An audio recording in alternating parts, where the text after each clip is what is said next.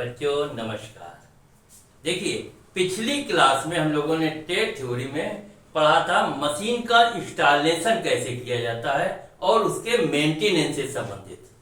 पिछली क्लास का टॉपिक था कि मशीनों का इंस्टॉलेशन, ठीक, और उससे संबंधित मेंटेनेंस के बारे में हम लोगों ने चर्चा की थी, विधिवत चर्चा हुई थी। अब हम लोग आज एक नए टॉपिक पर चर्चा करेंगे। उस टॉपिक का नाम है एंटी कोरोसिव और इलेक्ट्रोप्लेटिंग के बारे में।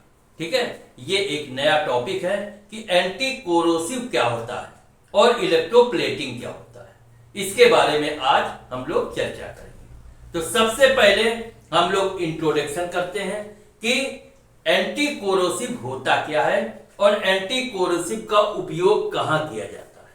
देखिए, एंटी कोरोसिव क्या होता है, धातुओं को जंग से बचाने के लिए। देखते हैं कि जो हम लोगों के धातुएं वगैरह जो रखी रहती हैं, लोहे के कोई जॉब हैं या पार्ट्स वगैरह बने रखे हैं, तो उसमें क्या होता है, जंग वगैरह लग जाती है। ठीक है ना, तो उसी जंग से बचाने के लिए, धातुओं को जंग से बचाने के लिए या जलवायु के प्रभाव से उसे बचाने के लिए जो क्रिया की जाती है उसे कहते हैं जंग अवरोधक उपचार या एंटी कोरोसिव ट्रीटमेंट या मेटल फिनिशिंग भी उसे कहते हैं।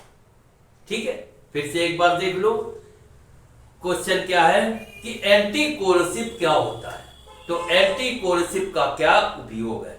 तो एंटी कोरोसिव क्या होता है, धातुओं को जंग से बचाने के लिए या जलवायु के प्रभाव से धातुओं को बचाने के लिए जो क्रिया अपनाई जाती है उसे जंग अवरोधक उपचार या एंटी कोरोसिव ट्रीटमेंट कहते हैं। इसके साथ साथ इसको मेटल फिनिशिंग भी कहा जाता है। ये कितने प्रकार की होती है, ये 3 प्रकार की होती है। पहला है अस्थायी उपचार, माने टेम्पोररी ट्रीटमेंट। दूसरा है अर्ध स्थायी उपचार अर्थात सेमी परमानेंट ट्रीटमेंट। और तीसरा है स्थायी उपचार माने परमानेंट ट्रीटमेंट। ये 3 प्रकार से क्रिया की जाती है। एक बार क्लियर और कर लो, एंटी कोरोसिव क्या होता है, एंटी कोरोसिव का डिफिनेशन क्या है। तो आप बता सकते हो कि धातुओं को जंग से बचाने के लिए या धातुओं को जलवायु के प्रभाव से बचाने के लिए जो क्रिया की जाती है उसे जंग अवरोधक उपचार या एंटी कोरोसिव ट्रीटमेंट कहते हैं। इसके साथ साथ इसको मेटल फिनिशिंग के नाम से भी हम जानते हैं। अब एंटी कोरोसिव कितने प्रकार की होती है। तो एंटी कोरोसिव 3 प्रकार की होती है। पहला होता है एक अस्थायी उपचार माने टेम्पोररी ट्रीटमेंट। दूसरा है अर्ध स्थायी उपचार माने सेमी परमानेंट ट्रीटमेंट। और तीसरा है स्थायी उपचार माने परमानेंट ट्रीटमेंट। तो अब हम लोग पढ़ते हैं पहला अस्थायी उपचार या टेम्पोररी ट्रीटमेंट क्या होता है। अब पढ़ते हैं, पहला है अस्थायी उपचार माने टेम्पोररी ट्रीटमेंट। तो अस्थायी उपचार या टेम्पोररी ट्रीटमेंट किसे कहते हैं। तो देखिए, इसमें क्या है, धातु को जंग से बचाने के लिए या जलवायु के प्रभाव से धातु को बचाने के लिए क्या करते हैं, इस पर कोई मेटल है, पार्ट्स है या कोई मटेरियल है, उस पर वार्निश कर देते हैं या ऑयल लगा देते हैं या ग्रीसिंग वगैरह की एक पतली सी परत उस पर चढ़ा देते हैं, जिससे उस पर जलवायु का प्रभाव नहीं पड़ता या जंग वगैरह नहीं लगती। ठीक। दूसरा क्या है, दूसरा है अर्ध स्थायी उपचार माने सेमी परमानेंट ट्रीटमेंट। अर्ध स्थायी उपचार में क्या करते हैं, इसमें धातु को जंग से या धातु को जलवायु के प्रभाव से बचाने के लिए उस पर कलरिंग कर देते हैं, है ना, धातु पर या जो पार्ट्स है, जो मटेरियल है, उस पर कलर कर देते हैं या प्लेटिंग कर देते हैं। प्लेटिंग क्या होता है, अभी हम लोग इलेक्ट्रोप्लेटिंग के बारे में पढ़ेंगे। तो प्लेटिंग कर देते हैं या गैल्वेनाइजिंग कर देते हैं। गैल्वेनाइजिंग माने क्या होता है, माने जस्ते की एक पतली सी परत उस मेटल पर, जो लोहे की है प्लेट, उस पर एक जस्ते की कोटिंग कर देते हैं, जस्ते की एक पतली परत चढ़ा देते हैं, या टिनिंग कर देते हैं। टिनिंग माने रागे की पतली परत, रागे की पतली परत को उस पर चढ़ा देते हैं, तो वो हो गया टिनिंग। ठीक, फिर से देख लो, हमने बताया कि सबसे पहले एंटी कोरोसिव होता क्या है, तो एंटी कोरोसिव जंग से धातु को जंग से बचाने के लिए या जलवायु के प्रभाव से धातु को बचाने के लिए जो क्रिया की जाती है वो एंटी कोरोसिव होता है। ठीक, फिर एंटी कोरोसिव 3 प्रकार की पढ़ी, उसमें पहला क्या है, अस्थायी उपचार माने टेम्पोररी ट्रीटमेंट। टेम्पोररी ट्रीटमेंट क्या होता है, इसमें धातु को जंग से बचाने के लिए उस पर क्या कर देते हैं, वार्निश कर देते हैं, या ऑयल लगा के जॉब पर या मशीन के पार्ट्स जो भी है उस पर ऑयल लगा दिया, ऑयल लगा के और उसको पैक करके रख दिया। ठीक है ना। तीसरा, या ग्रीस वगैरह की, ग्रीस की एक हल्की सी परत उस पर चढ़ा दी, तो ये हो गया हमारा टेम्पोररी ट्रीटमेंट। दूसरा क्या है, अर्धस्थायी उपचार। अर्धस्थायी माने semi permanent treatment. Semi permanent treatment में क्या करते हैं, इसमें धातु को जंग से बचाने के लिए या जलवायु के प्रभाव से बचाने के लिए क्या करते हैं, इसमें कलर कर देते हैं।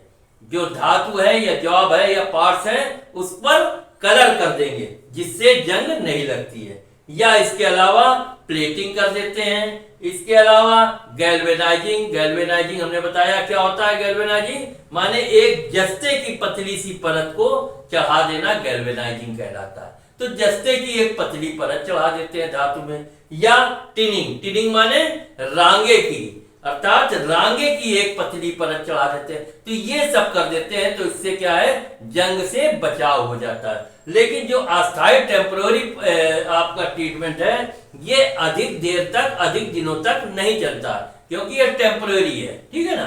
फिर अर्धस्थायी जो है वो उससे कुछ बेटर है, कुछ दिन ये चल जाता है। लेकिन जो तीसरी है स्थायी उपचार है ना, स्थायी उपचार जो है परमानेंट ट्रीटमेंट है, वो सबसे बढ़िया है। उससे क्या है, इसका परमानेंट जंग से बचाव हो जाता है। तो तीसरा क्या है, स्थायी उपचार परमानेंट ट्रीटमेंट के बारे में पढ़ते हैं। अब तीसरा पढ़ते हैं स्थायी उपचार माने परमानेंट ट्रीटमेंट। स्थायी उपचार के लिए क्या आवश्यक है, देखो इस क्रिया में विद्युत के द्वारा माने इलेक्ट्रिक के द्वारा धातु पर कोडमियम निकल प्लेटिंग या क्रोम प्लेटिंग की एक पतली सी परत जो है वो चढ़ा दी जाती है। यह एक स्थायी या परमानेंट विधि है और जिससे धातु पर जंग नहीं लगता। फिर से देख लो, स्थायी उपचार माने परमानेंट ट्रीटमेंट।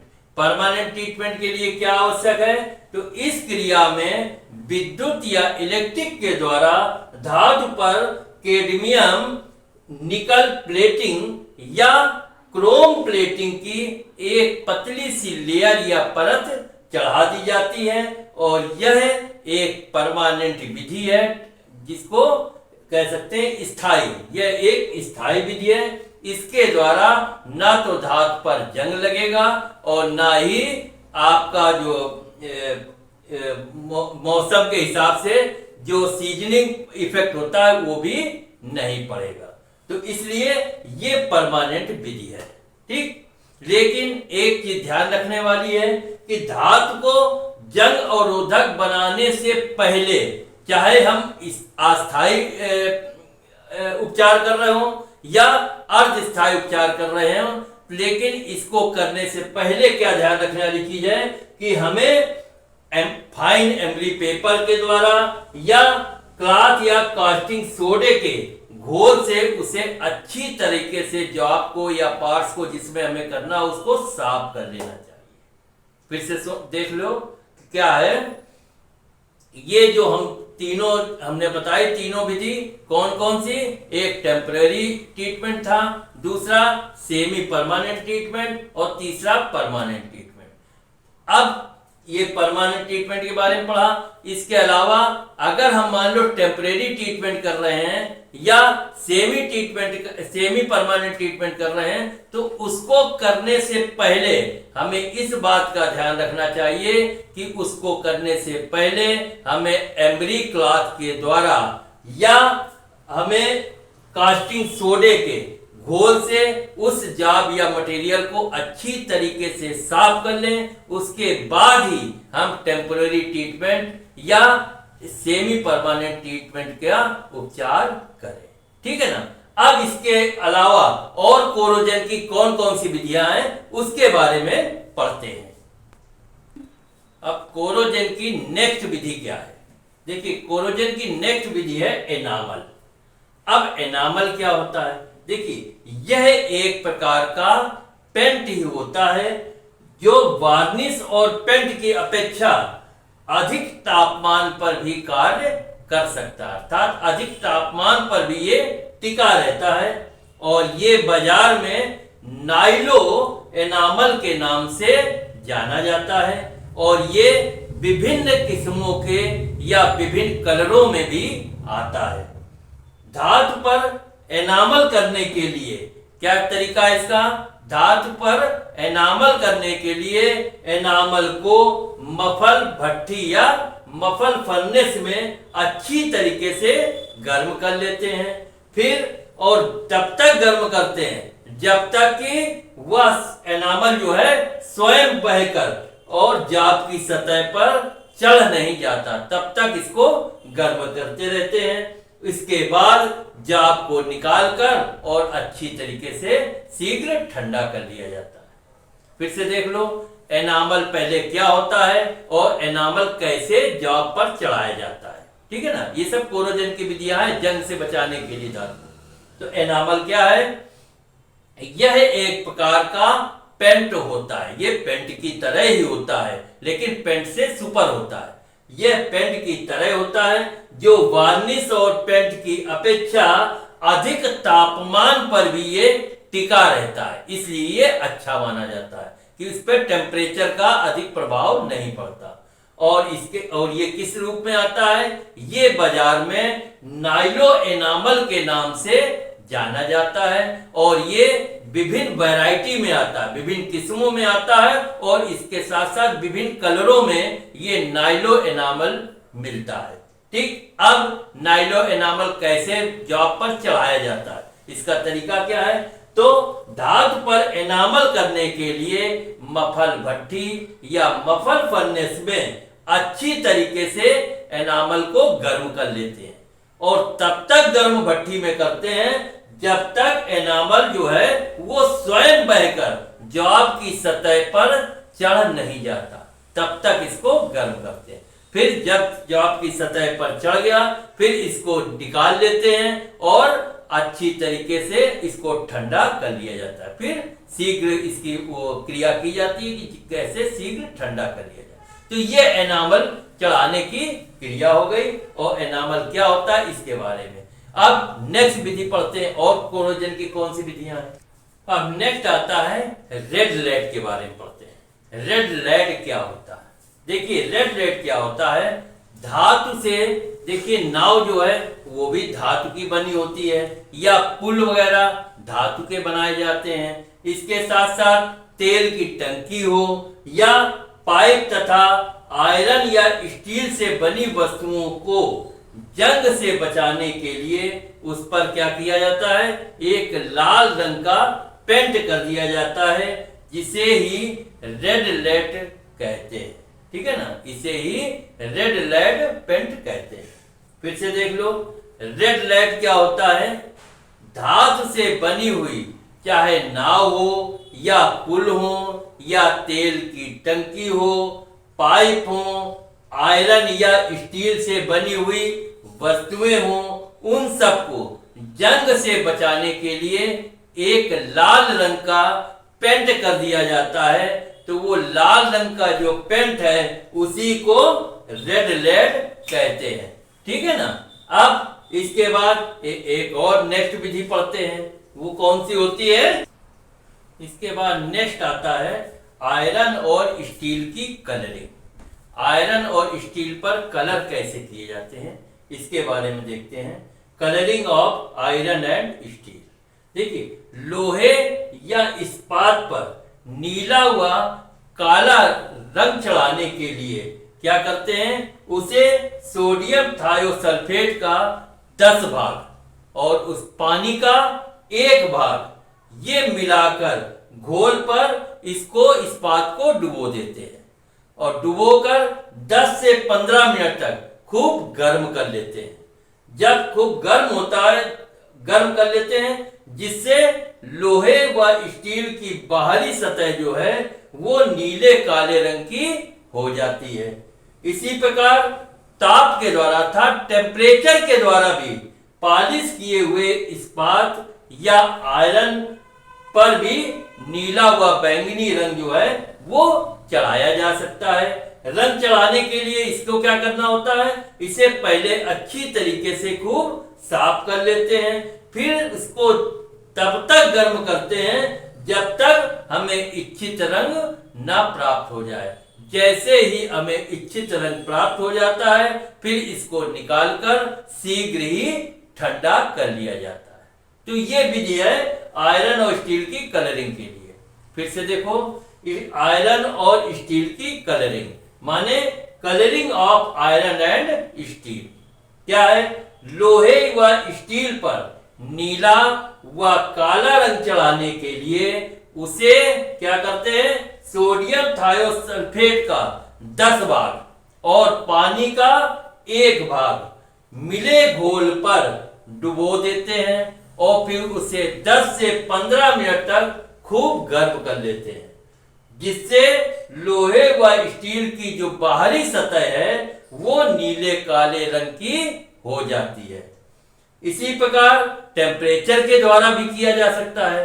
इसी प्रकार ताप के द्वारा भी पॉलिश किए हुए स्टील व आयरन को नीला व बैंगनी रंग चढ़ाने के लिए क्या करते हैं, रंग चढ़ाने के लिए पहले इसे अच्छी तरीके से साफ कर लेते हैं, फिर इसको तब तक गर्म करते हैं जब तक इच्छित रंग हमें प्राप्त ना हो जाए। जब हमें इच्छित रंग प्राप्त हो जाता है फिर इसको शीघ्र निकालकर और ठंडा कर लिया जाता है। तो ये हो गया आयरन और स्टील के कलरिंग के बारे में। अब इसके बाद नेक्स्ट आता है टिनिंग। टिनिंग क्या होता है और टिनिंग कैसे धातु पर चढ़ाई जाती है। तो देखिए ये क्या होता है, लौह या अलौह धातु से बने पुर्जों को जंग या जलवायु के प्रभाव से बचाने के लिए क्या किया जाता है, उस पर रांगे की एक पतली सी परत जो है वो चढ़ा दी जाती है। तो ये परत जो चढ़ाई जाती है, चढ़ाने की क्रिया को ही टिनिंग कहते हैं। अब टिनिंग कैसे की जाती है, तो देखिए धातु के जिस पुर्जे की टिनिंग करनी होती है तो क्या किया जाता है, उसका रंग आदि साफ करने के लिए जो कलर वगैरह या जो चीजें लगी हैं उसको साफ करने के लिए क्या तरीका है, उसको साफ करने के लिए उसे पानी और नमक के तेजाब में मिले घोल पे डाल देते हैं और डालकर अच्छी तरीके से उसको ब्रश के द्वारा साफ कर लिया जाता है। इसके बाद जाब को पिघले हुए रांगे की टंकी में डाल दिया जाता है। पिघला हुआ रांगा जब धातु की सतह पर पूरी तरीके से चढ़ जाता है तब उसे निकाल लिया जाता है और जाब की सतह पे रांगा कहीं कम कहीं ज्यादा होता है तो उसको जाब की सतह पे रांगे को बराबर कर लिया जाता है और बराबर करने के बाद अंत में रांगे की सतह पर चमक लाने के लिए क्या करते हैं, एक लकड़ी के बुरादे से भरा हुआ ड्रम रखते हैं और उस पर जाब को डाल देते हैं, फिर उसको निकालते हैं तो क्या होता है, रांगे की जो चमक होती है जाब पर वो अच्छी तरीके से फिनिशिंग आ जाती है और जाब जो है वो चमकने लगता है। ठीक, फिर से देख लो टिनिंग क्यों की जाती है और टिनिंग का प्रोसेस क्या है और टिनिंग किसे कहते हैं। तो टिनिंग किसे कहते हैं, लौह या अलौह धातु से बने पुर्जों को जंग या जलवायु के प्रभाव से बचाने के लिए उस पर रांगे की एक पतली परत चढ़ा दी जाती है। तो रांगे की जो पतली परत चढ़ाने की क्रिया को ही टिनिंग कहा जाता है। अब ये इसका प्रोसेस क्या है? तो इसका प्रोसेस ये है कि धातु के जिस पुर्जे पर हमें टिनिंग करनी होती है तो उसके रंग आदि या जो चीजें हैं उसको अच्छी तरीके से साफ करने के लिए क्या तरीका है कि पानी और नमक के तेजाब में मिले घोल पर उस जाब को डाल देते हैं और फिर ब्रश के इस मदद से उसे खूब अच्छी तरीके से साफ कर लिया जाता है। इसके बाद जब साफ हो गया फिर कैसे टिनिंग रांगा को कैसे चढ़ाते हैं, फिर इसके बाद जाब को पिघले हुए रांगे की टंकी में डाल दिया जाता है और जिससे पिघला हुआ रांगा जो है वो धातु की सतह पर पूरी तरीके से चिपक जाता है या चढ़ जाता है। जब सतह पर रांगा पूरे जाब पर रांगा चिपक गया, चढ़ गया, फिर उसको बाहर निकाल लेते हैं और फिर रांगे को कहीं ज्यादा कहीं कम लगता है, बराबर बिल्कुल नहीं होगा। फिर क्या करते हैं, फिर उसको बाहर निकालकर रांगे को बराबर लगा दिया जाता है, बराबर कर दिया जाता है, अर्थात जाब की सतह पर कहीं ज्यादा कहीं कम ना हो, बराबर रांगा चिपका हो।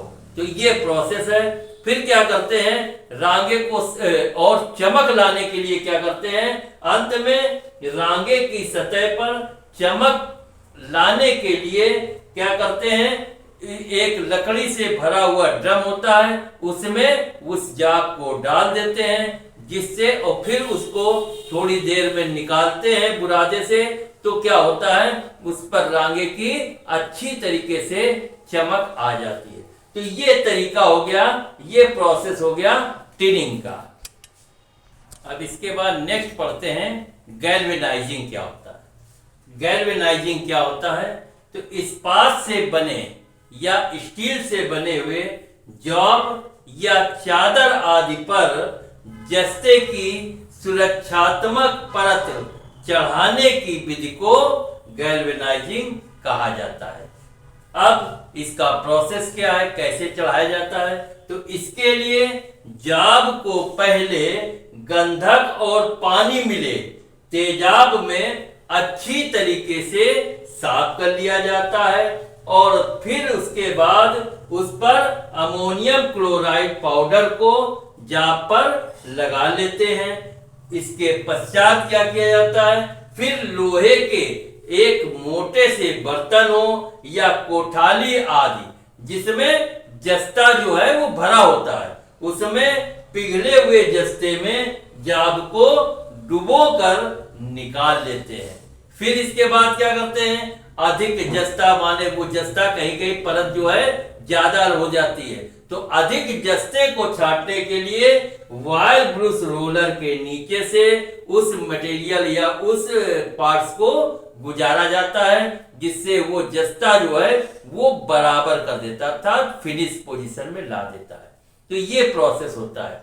फिर से देख लो गैल्वेनाइजिंग क्या होता है, तो इस्पात से बने या स्टील से बने जॉब या चादर आदि पर जस्ते की सुरक्षात्मक परत चढ़ाने की क्रिया को गैल्वेनाइजिंग कहते हैं।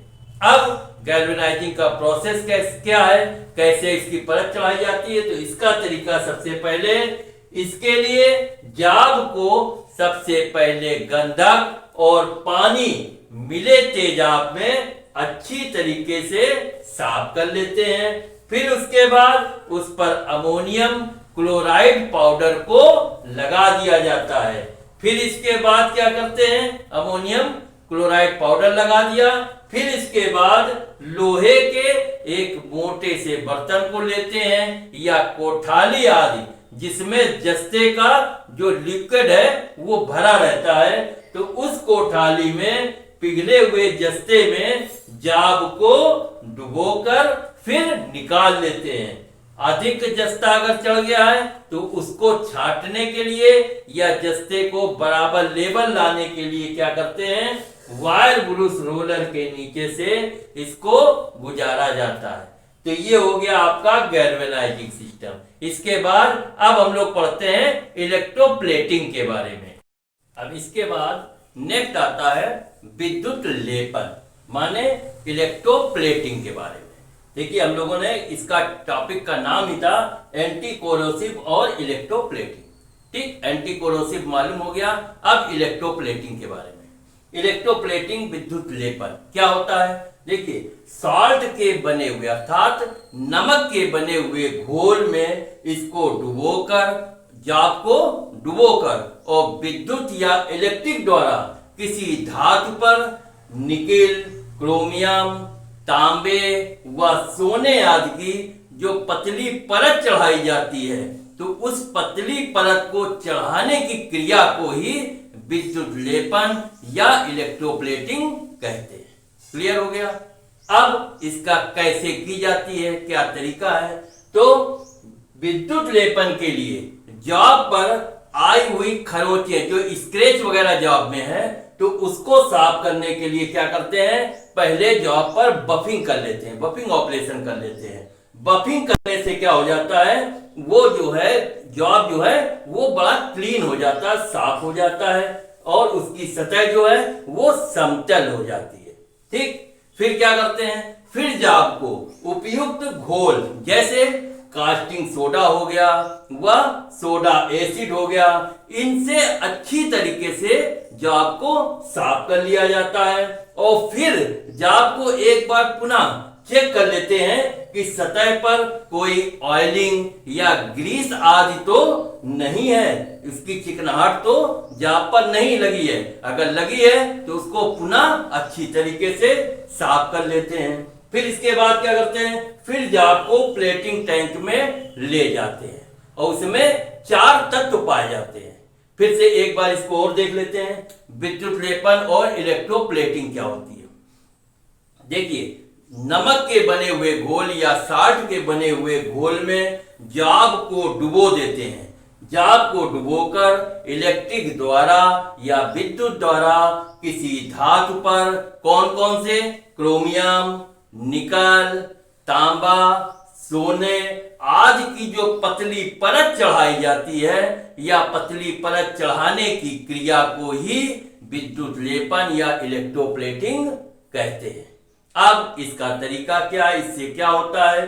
तो देखिए विद्युत लेपन के लिए जॉब पर आई हुई खरोंच या स्क्रैच वगैरह जो है उसको साफ करने के लिए सबसे पहले जॉब को बफ कर लेते हैं अर्थात बफिंग कर लेते हैं, जिससे उसकी जो सतह है वो समतल बन जाती है और साफ और चिकनी हो जाती है। फिर क्या करते हैं? फिर जॉब को उपयुक्त घोल कौन सा? जैसे कास्टिंग सोडा हो गया, सोडा एस हो गया, इससे अच्छी तरीके से क्लीन अर्थात साफ कर लेते हैं। फिर जॉब को एक बार पुनः चेक कर लेते हैं कि जॉब में कोई ऐसी चीज ग्रीस, तेल आदि की चिकनाहट तो नहीं है। अगर तेल और आपकी ग्रीस वगैरह लगी है, अगर उसकी चिकनाहट है तो उसको एक बार पुनः अच्छी तरीके से साफ कर लेते हैं। ठीक, साफ हो गया। अब उसको क्या करेंगे? अब जॉब को प्लेटिंग टैंक में ले जाएंगे और प्लेटिंग टैंक में 4 तत्व पाए जाते हैं। कौन कौन से 4 तत्व हैं उसके बारे में पढ़ते हैं पहले। इसके पश्चात जॉब को प्लेटिंग टैंक में ले जाते हैं। प्लेटिंग टैंक फिर इसमें क्या है? जिसमें 4 जो हैं वो मुख्य तत्व होते हैं। कौन कौन से 4 मुख्य तत्व होते हैं? पहला होता है एक डीसी करंट होता है, दूसरा जॉब या कैथोड होता है, तीसरा घोल होता है और चौथा एनोड। ये 4 तत्व जो हैं वो प्लेटिंग टैंक में पाए जाते हैं। अब ये कैसे इसको हम लोग इलेक्ट्रोप्लेटिंग करते हैं। देखिए क्या है? जिस प्लेट का मेटल खत्म हो जाता है उसे एनोड और जिस प्लेट में मुलम्मा या परत चढ़ाई जाती है उसे क्या कहते हैं? कैथोड कहते हैं। ठीक है ना? अब जैसे उदाहरण के लिए क्या है? यदि किसी पीतल के जॉब पर कॉपर प्लेटिंग हमें करनी है तो क्या करते हैं? तो टंकी में भरी कॉपर सल्फेट सॉल्यूशन में कॉपर की 2 प्लेट्स जो हैं वो किनारे लटका देते हैं और बीच में क्या करते हैं, बीच में जॉब को या कैथोड को लटका दिया जाता है और फिर डीसी करंट को 2 से 1.5 वोल्ट तक पास करेंगे, जिससे क्या होता है, साइड्स वाली जो एनोड है या बीच वाली कैथोड, जिसमें साइड वाली को एनोड कहते हैं और बीच वाली में को कैथोड कहते हैं। एक बार फिर से इसको देख लो। इसके बाद क्या है, इसके बाद या इसके पश्चात जॉब को प्लेटिंग टैंक में ले जाते हैं, जिसमें 4 मुख्य तत्व पाए जाते हैं, जैसे डीसी करंट हो गया, जॉब या कैथोड हो गया, घोल हो गया और एनोड। ये 4 तत्व पाए जाते हैं।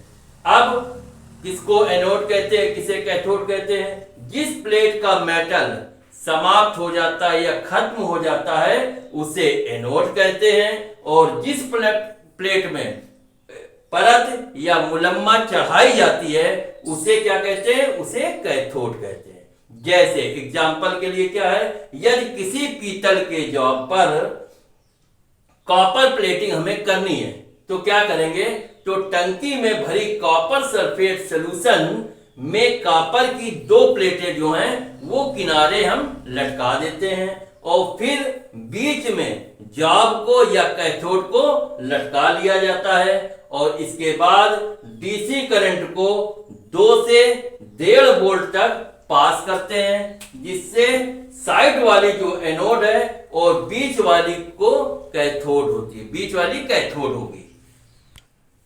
इसके बाद क्या करते हैं, फिर एनोड को पॉजिटिव तथा कैथोड को निगेटिव वायर या तार से हम जोड़ देते हैं और जब आवश्यक डीसी करंट जो है वो प्रवाहित होने लगता है या प्रवाहित होना शुरू हो जाता है तो क्या होता है, एनोड प्लेट का मान जो है वो कैथोड या जॉब में चढ़ना प्रारंभ हो जाता है और कुछ समय बाद प्लेटिंग होने के बाद जब तांबे की परत चढ़ती हुई हमें दिखाई देती है, वो हम कैसे पहचानते हैं, जो कि जॉब के रंग से हमें विचित्र होने लगती है, हमें मालूम पड़ने लगता है कि अब जो है वो मुलम्मा चढ़ना चालू हो गया है। जितनी अधिक विद्युत धारा होगी उतनी ही अधिक देर से लेपन क्रिया होने लगेगी। फिर से देख लो एक बार। फिर इसके बाद क्या करते हैं, फिर एनोड को पॉजिटिव तथा कैथोड को निगेटिव तार या वायर से जोड़ दिया जाता है और जब आवश्यक डीसी करंट प्रवाहित होना शुरू हो जाता है तो क्या होता है, एनोड प्लेट का जो माल है वो कैथोड अर्थात जॉब पर चढ़ना चालू हो जाता है और कुछ समय बाद प्लेटिंग होने के पश्चात जॉब पर तांबे की परत चढ़ती हुई हमें दिखाई देगी। जो कैसे समझ में आएगा, जो कि जॉब के कलर से हमें मालूम पड़ जाता है और जितनी अधिक विद्युत धारा होगी उतनी ही अधिक देर से लेपन क्रिया लगेगी। तो आज ये हम लोगों ने एंटी कोरोसिव और इलेक्ट्रिक प्लेटिंग के बारे में पढ़ा। उम्मीद है आप लोग इसको अच्छी तरीके से समझेंगे, पढ़ेंगे। कल हम फिर नए टॉपिक के साथ हम आपसे मिलेंगे। नमस्कार।